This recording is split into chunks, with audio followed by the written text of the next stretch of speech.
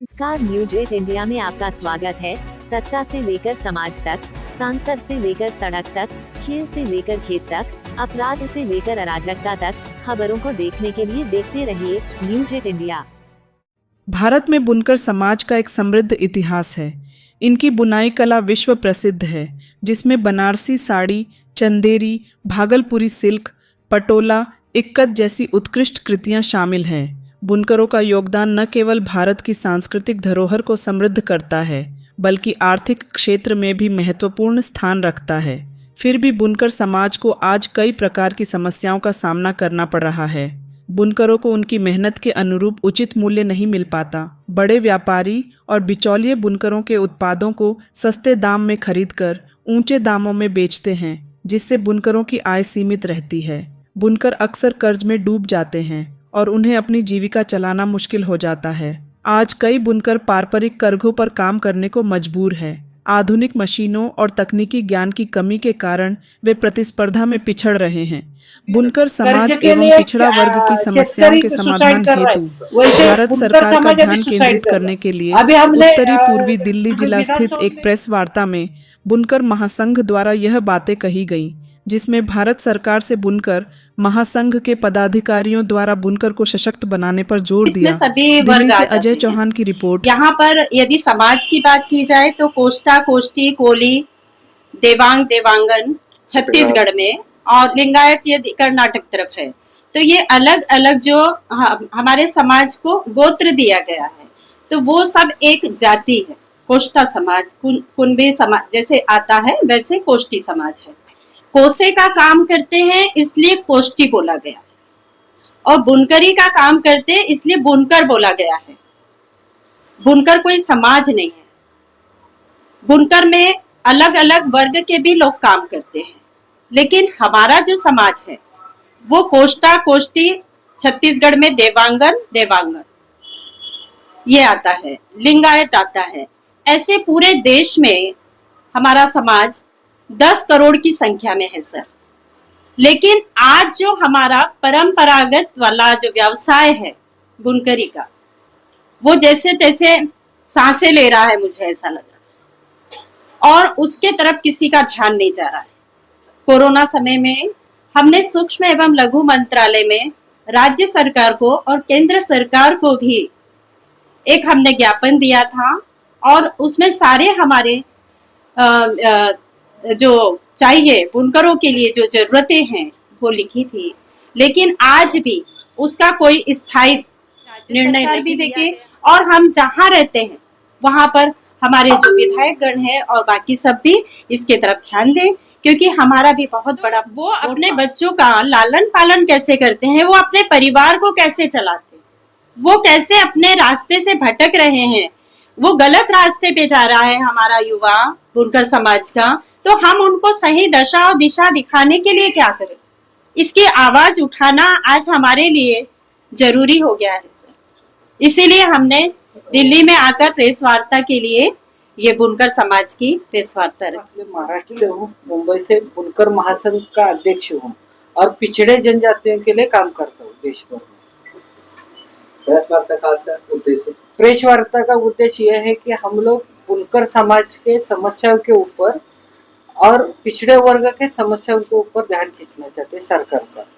आजकल जो हमारा पारंपरिक हस्त उद्योग कला है, कोई भी कला हो, उसमें सब बंद हो रही, धीरे धीरे लोग बेरोजगार हो रहे। सरकार की नीतियों के ऊपर हम सवाल उठा रहे कि सरकार हमें कोरोना काल के बाद कुछ ये नहीं कर रही, आर्थिक सहकार्य नहीं कर रही। आर्थिक सहकार्य सिर्फ बड़े लोगों को जा रहा है। तो पारंपरिक हस्तशिल्पी है, हस्त उद्योग है, वो तो सब बंद कर रहे हैं। अभी एक साड़ी बनाने के लिए आदमी को 2 महीना लगता है, अच्छे साड़ी बनाने के लिए। 2 महीने के बाद वो बेच दी जाती है 5-10 हजार।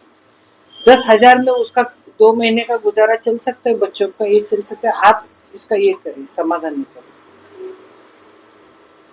हमारे समाज का कोई प्रतिनिधि ना होने के कारण ना राज्यसभा में ना विधानसभा में है, तो हम लोग प्रश्न नहीं सवाल कर रहे, मतलब सवाल नहीं उठा रहे, ना हल नहीं कर रहे। हम यही चाहते हैं कि सरकार हमारी समस्या के ऊपर ध्यान दे, एक सामूहिक मीटिंग बनाए, कमेटी बनाए, कमेटी में सब स्टेट के लोग ले और उसके ऊपर समस्या सीधा खेती के कनेक्टेड है। खेती को जैसा खेती वाले अभी खेती बंद कर रहे हैं, वैसे हमारे पावर को मार्केट दे रहे सरकार, जो कपड़े का ये दे रहे, सब पावर लूम को दे रहे। हम लोग हस्तशिल्पी के जो पारंपरिक बुनाई करते हैं घर में, या जो महिलाएं करती है पारंपरिक, उनकी बात करें। पारंपरिक बुनाई सरकार की नीतियों में कमी है। हम वन विंडो, अगर आप जैसे अभी गुजरात में वन विंडो चालू किया, एक विंडो में आप आइए, एक विंडो में आपको 10 इसमें आपका काम खत्म होगा, वैसे आप सब जगह चालू करें ना। केंद्र सरकार ही है ना एक जगह पे, गुजरात को अलग न्याय, उत्तर प्रदेश को, दिल्ली को अलग न्याय, महाराष्ट्र को, ऐसे मत करें ना। आप एक विंडो सब जगह चालू करें। लेट आने के लिए मैं आप सभी से, हम सभी क्षमा प्रार्थी हैं। मैं दिल्ली प्रदेश का बुनकर प्रकोष्ठ का अध्यक्ष नीरज कोष्टा, हमारे महाराष्ट्र से प्रकाश पकाले जी, कर्नाटक से दद्देनवार जी। कुल मिला के बात यह है कि हम जो भी बुनकर समाज है, पूरे भारत में जो बुनकर लोग हैं बहुत त्रस्त हैं, इतना गरीब है कि आज जीवन यापन को भी परेशान है। सबसे पहली बात यह है कि पूरे भारत में आदरणीय मोदी जी से एक आह्वान है कि वो बुनकर समाज के लिए पूरे भारत में एक ऐसा फंड लागू करें जिससे उनकी आर्थिक सहायता, लालन पालन हो बच्चों का या पढ़ाई की शिक्षा हो, उसके लिए एक फंड चाहे कितना ही पैसे का थोड़ा सा एक अलग किया जाए, जिससे उसको आर्थिक सहायता के रूप में उसे मिले, उसका जीवन यापन दूर हो। दूसरी बात है कि हमारे भाई साहब ने कहा कि हम 10 करोड़ कैसे हैं। अगर हम एक छोटा सा सर्वे करने जाएंगे तो शायद हम 10 करोड़ से भी ज्यादा हो जाएंगे। अभी हमने सर्वे नहीं किया, हमने मोटा मोटा आकलन किया कि हम 10 करोड़ हैं। 10 करोड़ के हमारे मध्य प्रदेश में, चाहे कहीं से भी ले लीजिए, मध्य प्रदेश में पूरे हैं। छत्तीसगढ़ में हमारा बहुत भरपूर समाज है। कर्नाटक में भाई साहब बता रहे पूरा भरपूर समाज है। दिल्ली में हम पूरी तरह भरपूर है। महाराष्ट्र में हम भरपूर हैं। मध्य प्रदेश में हम पूरी तरह हैं। सरकार में बनाने में भी और गिराने में भी पूरा साथ देते हैं और हम सरकार के साथ आगे हम और बढ़ेंगे। आपने धरने प्रदर्शन की बात की, हम रामलीला मैदान के प्रधानमंत्री जी से भी मुलाकात करने का पूरा प्रयास करेंगे। हर जगह, हर स्टेट में हम ये कोशिश यहाँ से शुरुआत करेंगे। समाज को भी टिकट मिले? नहीं, बिल्कुल। हम दिल्ली में केजरीवाल जी से मांग करते हैं कि दिल्ली में जो बुनकर समाज है उसको यहाँ का प्रतिनिधित्व दिया जाए। तो माफी चाहता हूँ सब लोगों का। मेरा नाम डॉक्टर एम.एस. दडेनवर, मैं डबल ग्रेजुएट सर्जन हूँ कर्नाटक से। मेरे होल परिवार सब डॉक्टर से है। मैं 25 साल से बुनकर लोगों का सहायता कर रहा हूँ, बढ़ रहा हूँ, लड़ रहा हूँ। 2008 में हम एक समूह 50,000 का बुनकर लोगों का जमा करके और हमारा मुख्यमंत्री को ले आया था। उसको हमारा सब प्रॉब्लम दिया मगर कुछ नहीं हुआ। हमारा कर्नाटक में बुनकर लोगों का हालत इतना खराब है, सब लोग मोर देन 70% ऑफ द लोग हैंडलूम लोग और छोड़ रहे हैं और अलग काम नहीं था उसको। बुनकर लोगों को वो क्या बोलते हो, नेगे करके उसका काम अलग नहीं रहता। वो होटल में काम करने चालू किया।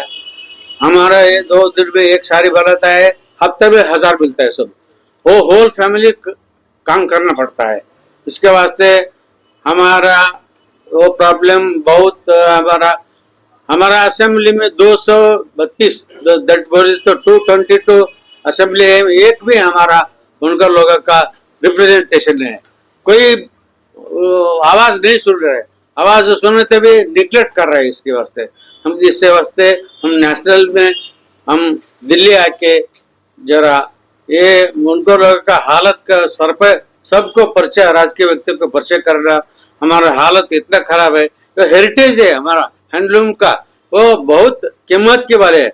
इलकल, बनारस शेरी कोई भी नहीं बनता, उतना अच्छा है। सिल्क कच्चा माल बहुत बहुत बहुत महंगा हो गया है। नहीं, हमारा ये काम नहीं चल रहे और मार्केट में इतना खराब है। मार्केट हम गरीब लोगों को मार्केट में मिड लोगों का आता है, उसको देना पड़ता है, 200 मिलता है। साड़ी को एक साड़ी बनने तो 200 मिलता है। हफ्ते में 1000 होल कुटुंब काम करना पड़ता है उसका वास्ते।